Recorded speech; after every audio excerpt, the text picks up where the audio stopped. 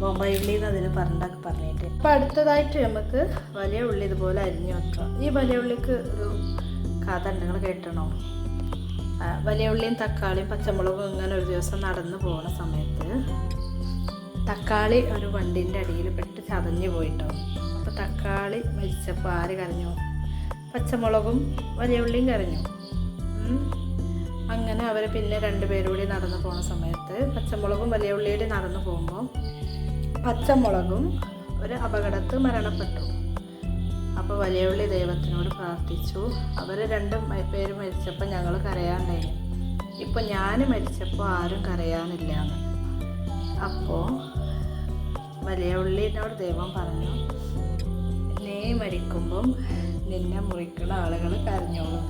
ഇത് വേറൊരു കഥ മാത്രമാണ് കേട്ടോ, എനിക്ക് ശരിക്കും അറിയില്ല, ചെറിയ കുട്ടികളായെന്ന് കേട്ട കഥയാണ്. അപ്പോൾ ഇതറിഞ്ഞതോടുകൂടി ഞാൻ നല്ലോണം കരഞ്ഞിട്ടുണ്ട്. അപ്പോൾ ഓർമ്മ വന്നൊരു സ്റ്റോറിയാണ്.